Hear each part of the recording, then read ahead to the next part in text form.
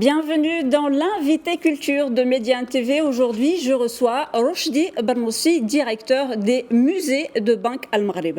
L'institution célèbre son 20e anniversaire. Une importante programmation est prévue pour raconter plus de 60 ans d'histoire. Le musée s'est constamment réinventé pour accompagner les diverses mutations qu'a connues la Banque centrale. Célébrer les 20 ans de musée Banque Al Maghrib, c'est d'abord et surtout célébrer l'histoire du royaume. Rochdi Bernoussi, merci beaucoup d'avoir accepté notre invitation. Donc, comme je le disais, célébrer les 20 ans de Banque Maghrib, c'est aussi célébrer l'histoire de notre pays. Oui, bonjour de m'avoir invité. Effectivement, Banque Maghrib s'est inscrit dans une logique d'action culturelle. Et quand on parle d'action culturelle, on parle d'identité, on parle d'histoire. Donc, ce sont deux choses liées. On ne peut pas parler de culture sans parler d'histoire. Et nous, on s'inscrit dans cette logique-là. Et 20 ans d'histoire, c'est 20 ans d'action culturelle en faveur de l'identité marocaine.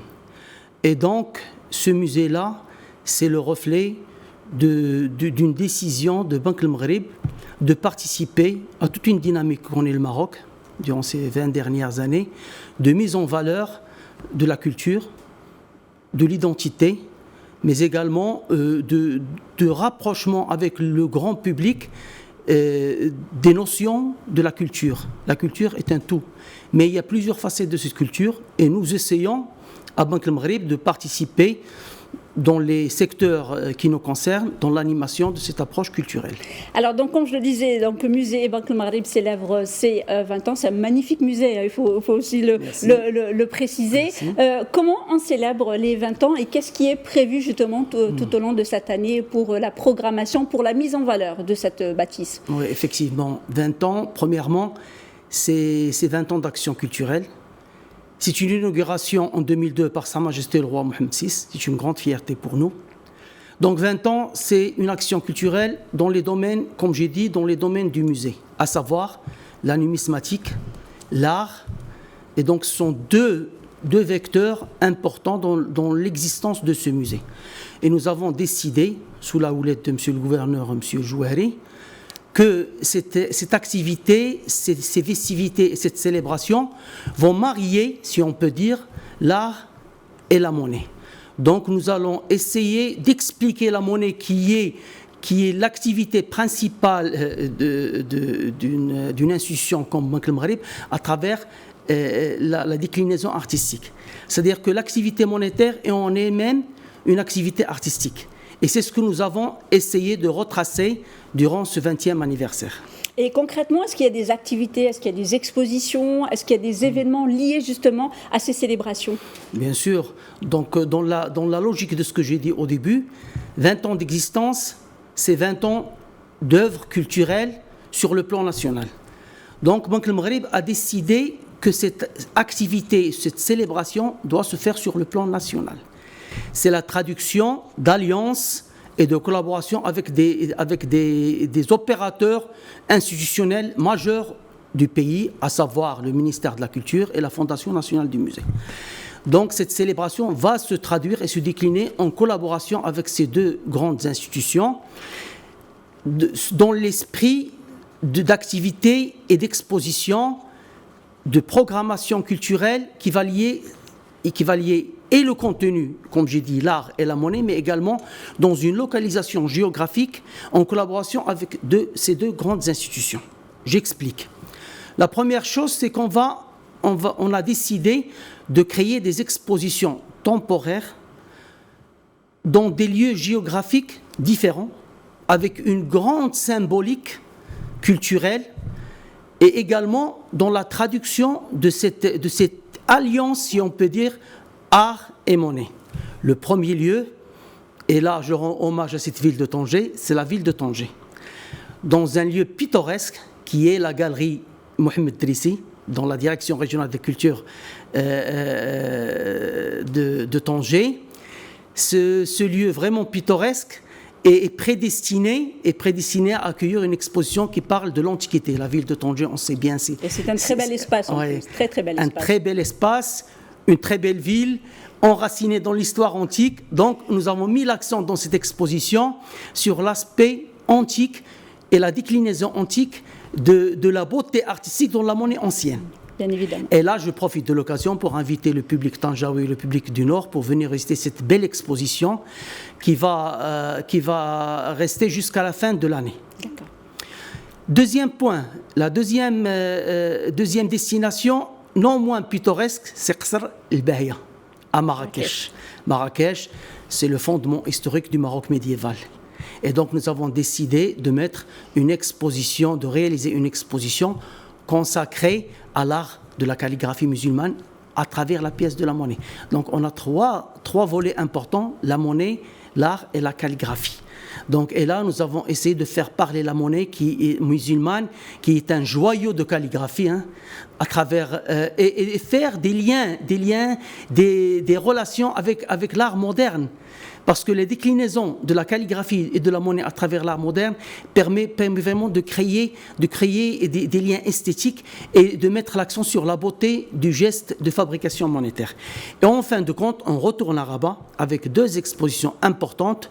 L'une au musée Mohamed VI, qui est le grand musée d'art moderne marocain.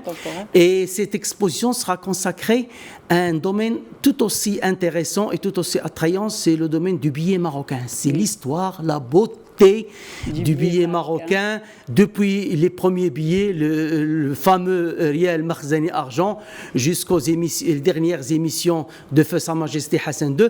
Donc on a décelé la beauté du geste d'impression, du geste artistique, du trait, du dessin à travers toute cette palette de billets de banque qui ont été émises sous la Banque d'État du Maroc et sous Banque al-Maghrib. Et pour finir, la dernière exposition sera abritée à notre musée de la Banque centrale et sera consacrée au geste artistique de Darska. Pour finir en beauté avec la création artistique d'Arska, qui n'est pas seulement une usine de fabrication monétaire, mais également un lieu d'expression artistique d'une identité marocaine caractérisée par sa beauté et par l'épuration de ses traits. Alors j'aimerais juste, avant de poursuivre, qu'on écoute ensemble donc cette déclaration du gouverneur de Banque Maghreb, Abdeltif Jouahri. On écoute. Riche de ses précédentes expériences, le musée s'est constamment réinventé pour continuer de s'inscrire dans les évolutions que connaît notre Banque centrale. Dans sa dernière configuration, inaugurée en 2010, le musée fédère pour la première fois les dimensions entreprises, numismatiques et artistiques et ambitionne non seulement d'éclairer l'histoire de notre institution dans ses différentes dimensions, mais aussi de l'inscrire dans celle de notre patrimoine national. Il se veut une vitrine de notre Banque centrale, mais également un outil de diffusion du champ culturel au profit du plus grand nombre. C'est tout naturellement que le musée de Banque Maghreb a trouvé sa place au cœur du siège historique de notre institution. Ce bâtiment s'est rapidement imposé comme une référence culturelle et architecturale de la capitale nationale. Alors justement, le musée de Banque Maghreb, il est donc à Rabat, au siège donc de la Banque centrale. Est-ce que vous pouvez nous résumer un peu comment Banque Maghreb et comment ce musée a évolué depuis son inauguration par feu le roi Mohamed V, feu le roi Hassan II et bien évidemment actuellement. Donc ce musée, il a bien évolué à travers les temps et il s'est aussi adapté à cette évolution. Oui, effectivement. Comme a dit ce grand monsieur Jouahri, le musée Banque Maghreb est abrité dans un bâtiment vraiment pittoresque, un bâtiment magnifique, plein d'histoires, qui raconte un peu l'histoire moderne du pays. Donc le choix était naturel d'abriter un musée dans un tel bâtiment pour une telle ville de Rabat, capitale culturelle et artistique du royaume. Donc l'histoire est assez particulière. Dès les années 40, Banque Maghreb a acquis une très belle collection de pièces de monnaie d'un collectionneur français. Et puis, ils ont décidé de créer un musée dans les années 60, un petit musée dans la succursale de Casablanca, qui a été inauguré en 1964 par feu Sa Majesté le roi Hassan II. Et donc, à partir des années 90, il a été décidé de rapatrier cette collection à Rabat, de la mettre dans une petite exposition à Rabat. Mais à partir du milieu des années 90, il a été décidé de créer un musée qui va être inauguré en 2002 par Sa Majesté le Roi Mohammed VI, comme j'ai dit, et qui va être un musée consacré à la numismatique, uniquement la monnaie. Et sous bien sûr la présidence de M. Jouhari, il va être décidé de créer un musée qui va être inclusif. Je m'explique. C'est un musée qui va être consacré, en plus de la monnaie, à l'art moderne et à l'histoire et aux fonctions de l'entreprise. 3 musées en un, dans un nouvel espace, moderne, attractif, interactif. Et cet espace-là va vraiment essayer de créer une dynamique d'inclusion de tous les publics. Il va présenter la monnaie dans son histoire globale, à travers, depuis la haute antiquité jusqu'à aujourd'hui, à travers l'objet, le texte, l'image, l'interactivité, le jeu. Donc le visiteur va découvrir l'histoire du Maroc en interaction avec l'histoire méditerranéenne et l'histoire moyen-orientale et même parfois l'histoire européenne, depuis les instruments prémonétaires, passant par les premières émissions monétaires sous les Perses et sous les Grecs, jusqu'à l'arrivée des premières émissions monétaires en Afrique du Nord, et puis toutes les dynasties marocaines de l'Antiquité à nos jours, et ça avec un détail, avec une explication pédagogique que tous les publics, que ce soit un spécialiste ou un profane, vont trouver leur explication, vont trouver tout ce qu'ils cherchent à travers cette exposition. Il y a des lexiques, il y a des interactifs, on trouve tout. Donc à travers une visite de cette exposition, on sort vraiment informé de l'histoire et de l'identité du Maroc à travers son monnayage. La monnaie, elle est loquace. Elle parle beaucoup à travers le trait, à travers la calligraphie, à travers l'image. Elle explique l'histoire. Donc le public va trouver ce qu'il cherche. Donc à côté de la monnaie, il y a l'art. Et là, je voudrais juste, avant qu'on parle de l'art, parce que c'est vraiment un volet important, est-ce que vous pouvez un peu nous donner quelques détails sur ces monnaies, combien de collections, comment justement, bien sûr vous avez votre propre collection, mais j'imagine au fil de ces années, il y a eu des acquisitions, comment vous arrivez justement à acquérir les pièces, comme le choix sur telle ou telle pièce, comment cela se fait-il? Oui, effectivement, le Maghreb a une très belle collection numismatique. Sa particularité, c'est qu'elle couvre presque toute la période antique et historique, depuis les premières monnaies, depuis les chréséides. Les crésus, ce sont les premières monnaies connues dans l'histoire du monde ancien, qui ont été créées en Lydie, en Turquie actuelle. C'est la grande Grèce de l'époque. Nous avons hérité, comme j'ai dit, d'une première collection achetée par la Banque du Maroc. Nous avons fait fructifier cette collection et actuellement, on a une collection très complexe qu'on enrichit toujours. On est toujours en voie d'enrichissement de cette collection. On a un système d'acquisition qui veille à ce que les pièces de monnaie acquises trouvent leur place dans la collection, c'est-à-dire soit des raretés, soit des pièces à valeur muséologique, bien sûr ça dans la rigueur d'un comité de sélection qui permet de connaître vraiment les besoins, de suivre les besoins et de chercher les meilleures pièces dont la collection de Banque El Maghreb a vraiment besoin. Et puis nous avons des pièces également d'une grande rareté. Nous avons des pièces d'une grande rareté. On parle de l'oreillus de Jiba II, on parle de 10 dinars de l'Murtada, qui est une pièce unique au monde en or, qui a été créée par Abu Hafs al-Murtada, qui est l'avant-dernier calife al-Muhad. Nous avons également le dinar bilingue, qui a été fait sous les gouverneurs omeyyades.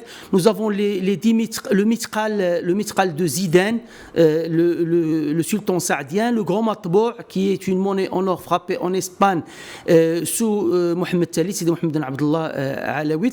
Donc nous avons pas mal de pièces majeures et importantes pour la connaissance de l'histoire marocaine. Alors justement, en parlant de ces pièces rares, j'aimerais qu'on regarde ensemble cet extrait. Parmi les anciennes pièces de monnaie conservées dans notre musée, on cite quelques pièces d'une grande rareté. Aureus de Juba II. Il a émis l'aureus en or qui porte à l'avers son effigie et sa titulature en latin, Rex Iuba. et au revers, le symbole égyptien d'Isis accompagné du nom de Cléopâtre en grec. Le mithral saadien de Zeidan. Il porte le monogramme spécial où la signature du sultan est inspirée de la Torah turque entourée d'un motif floral. Matboua, Sidi Mohamed Talit. Il s'agissait de la première impression faite à la machine. Les 10 dinars d'Al-Murtada. Il est l'avant-dernier calife de la dynastie almohade. En raison de sa rareté et de sa valeur historique, cette pièce est un exemplaire unique au monde.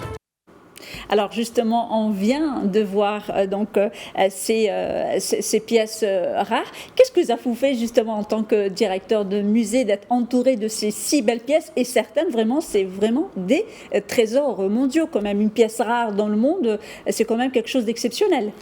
C'est avant tout une grande fierté d'avoir œuvré et participé avec une équipe jeune, professionnelle, dynamique, sous la houlette de M. le gouverneur Abdeltaïf Jouhari, à la création d'une telle collection, d'un tel musée. Et chaque action pour la culture marocaine est une source de fierté. Donc on travaille dans un monde où on met en valeur notre histoire et notre identité. Donc c'est vraiment très important, très intéressant. C'est une source de fierté et de jouissance au quotidien. Alors, j'aimerais justement qu'on parle de ce public qui vient au musée de Banque Al-Maghreb. Au fil des ans, c'est un public qui a évolué parce qu'il n'était pas accessible à tout le monde, c'était sur rendez-vous. Aujourd'hui, il est ouvert à tout le monde. Comment vous avez fait évoluer justement le public qui fréquente le musée de Banque Al-Maghreb à Rabat et comment vous comptez justement transformer ce public pour les 20, 30, 40 prochaines années? Oui, la première version du musée, après 2002, était assez consacrée à un public privé, si on peut dire. Mais depuis l'inauguration de la nouvelle formule de ce musée-là, les publics sont des publics diversifiés. Notre politique vis-à-vis du public concerne principalement le public scolaire, parce que nous avons une mission éducative qui se traduit par non seulement des expositions, mais également des ateliers et des conférences. Donc on vise le public scolaire de tous ses niveaux, que ce soit le public de bas âge jusqu'au public universitaire.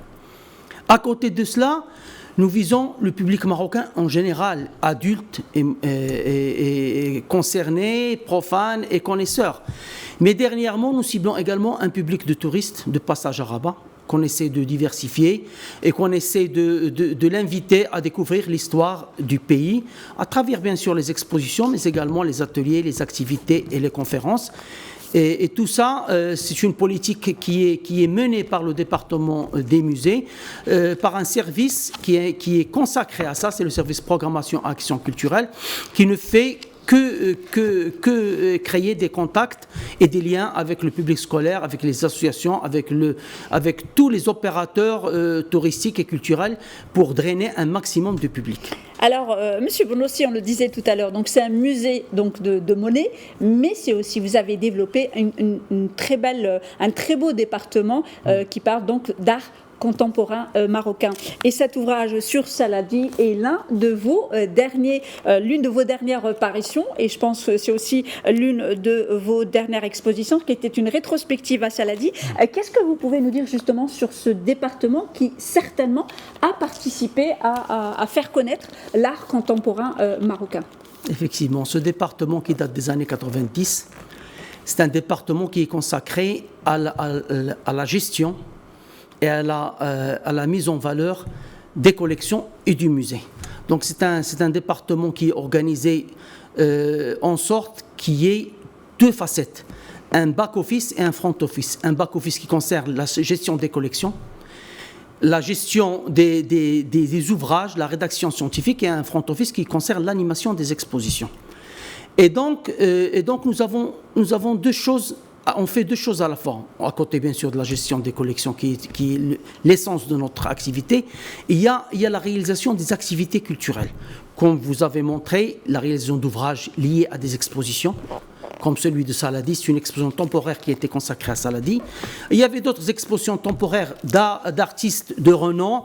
Je parle de Rerbaoui, je parle de Qassemi, je parle de Miloud Lobid. À chaque exposition, on réalise un catalogue de la sorte. On essaie de présenter les œuvres majeures de notre collection, ainsi de collections de partenaires étatiques et institutionnels. Nous avons également une partie de rédaction scientifique qui concerne la monnaie. Donc, depuis les années 60, Banque El Maghreb a réalisé, a édité des ouvrages et des corpus numismatiques. Le premier, c'est le corpus des dirhams idrissites qui date de 1961. 1984, il y a eu le corpus des monnaies alaouites. Dernièrement, il y a le corpus des monnaies almoravides. On est en train d'éditer le corpus des monnaies saadiennes. Donc, on a toute une panoplie de corpus qui essaye de couvrir l'histoire de la numismatique marocaine. À côté de ça, nous avons des répertoires, des ouvrages qui parlent d'exposition. Car la programmation culturelle connaît 2 événements annuels. Il y a des expositions thématiques concernant l'art et des expositions thématiques concernant la monnaie.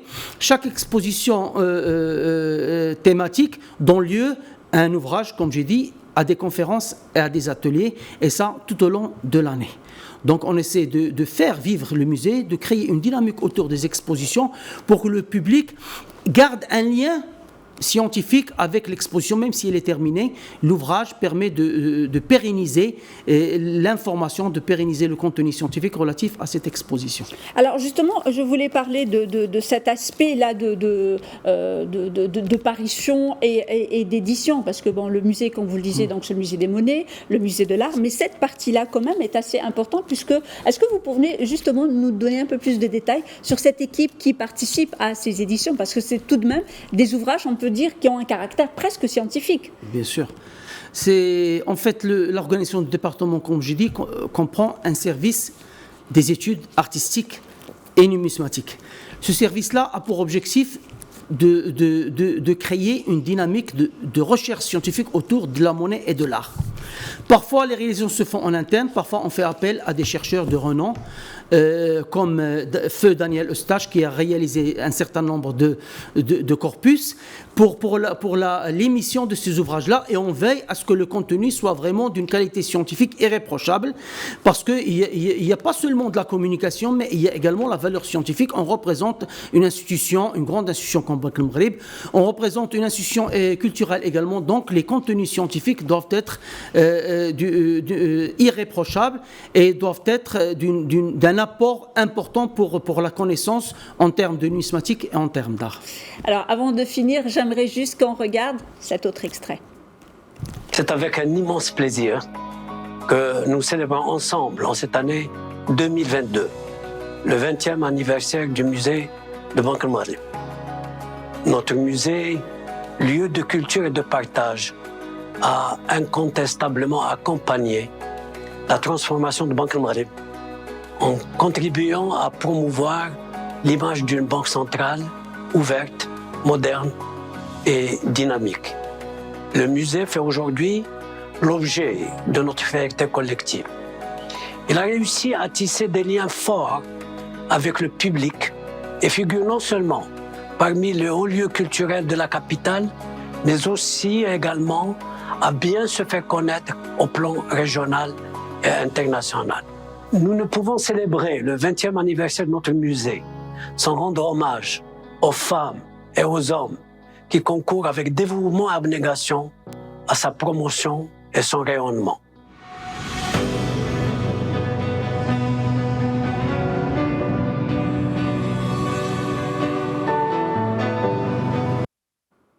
Alors justement, des équipes qui n'arrêtent pas donc de travailler. Juste un petit mot, parce que vous m'avez dit que bientôt, un nouveau musée va être ouvert. Est-ce que vous pouvez nous dire juste un tout petit mot avant de clore cet entretien ? Il s'agit d'un projet d'un musée numismatique à la Médina de Fès.